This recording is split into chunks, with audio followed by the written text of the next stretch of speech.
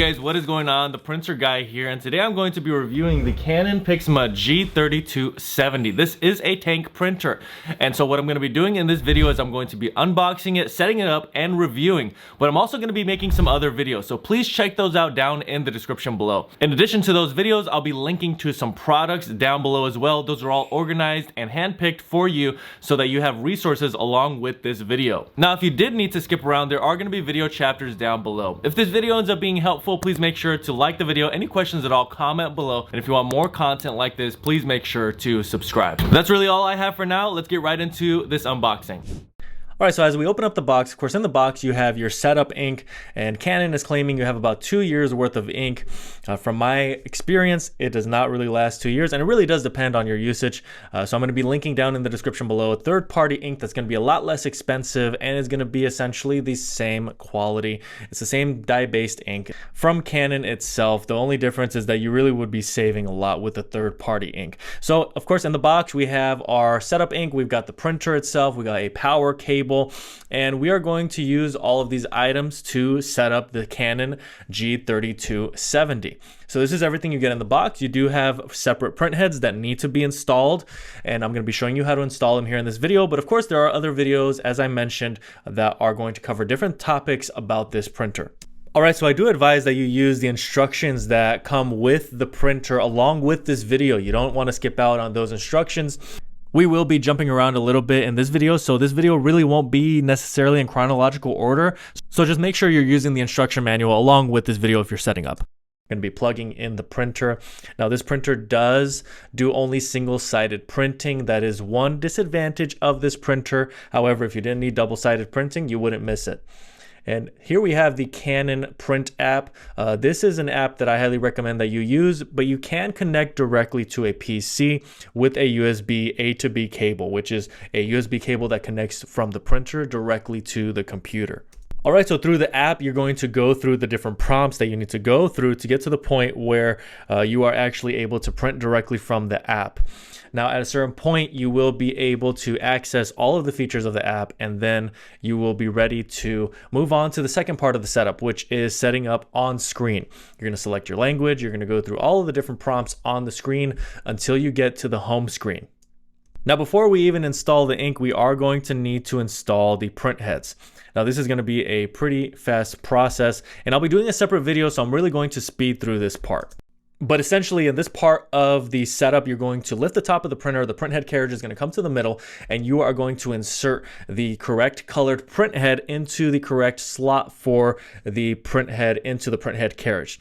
Now we've gotten to the point where we can actually install the ink. If you've never installed bottled ink, you are going to want to pay attention to this video. And of course, there's a dedicated video where I kind of explain a little bit more visuals and a little bit more instruction on how to install the bottled ink. I am going to speed through this part as well, just because we want to get to the other parts of the video.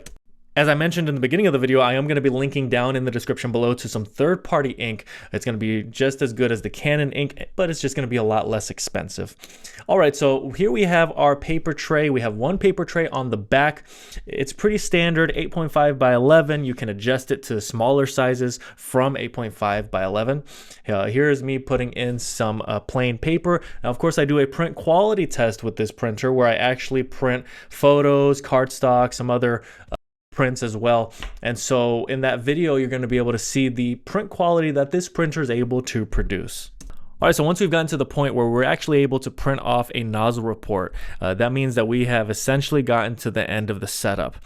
All right, so the Wi-Fi setup actually should happen before this point, but this part is going to be a little bit out of order. So essentially, once you connect to the Canon print app, it's going to direct you to connect to Wi-Fi. You just go through all the prompts. It's very simple, very easy. Now, setting up Wi-Fi when you're connecting directly to a computer is a little bit different and more difficult because you don't have the Canon Smart app, and you really need to use that app, Canon print app rather, to connect to Wi-Fi. It's going to be a little bit of a challenge. There's another process, but I'm not going to cover that here in this video. Now, if you're having trouble connecting to Wi-Fi, just simply restart the process. Exit out of the app and go back into selecting Wi-Fi setup and go through the prompts once more. It will give you several different options, so try different things. There's no one correct way to actually have to connect to Wi-Fi. There's a lot of different ways you could connect. and just restart until you are actually successful with connecting to Wi-Fi. All right, so overall, this is a very good standard printer. One thing that I really needed to point out is that this printer does have a maintenance box. The maintenance box compartment is on the back of this printer, and that maintenance cartridge, essentially what it does is it collects gunked up ink. Now, I mentioned that because a lot of, or not a lot of, but there are some tank printers that do not have this item, and simply having this is really one step above, especially on a standard printer. One step above a lot of the other printers that you're going to have on the market, especially different brands. This will allow you the ability to maintenance your printer yourself and will increase the longevity of your printer. I'm going to be leaving a link down in the description below for a maintenance box that we sell. And basically just keep that product in mind, because that does need to be changed every 3 to 6 months to make sure that your tank printer is printing efficiently. Here's the glass scanner. It's a standard glass scanner, 8.5 by 11 roughly, give or take. And overall, like I said, this is a good starter tank printer. It has good standard functionality, single-sided printing, not important unless you need it double-sided, then you want to upgrade. There's higher printers above this one that have a lot of the other bells and whistles that you may need. So just consider some of those factors, and that'll help you make a better buying decision, whether to buy this printer or maybe upgrade to another model. But like I said at the beginning of the video, there's going to be links down in the description below to different products for this printer. It's going to be a lot less expensive than your Canon standardized products. These are third-party products that we recommend and that we use on our printers. Also, remember the other specialized videos down in the description below. If you wanted more descriptive instructions on how to install the ink bottles or how to connect to Wi-Fi, you're going to want to watch those specialized videos if you feel like you missed something in this video.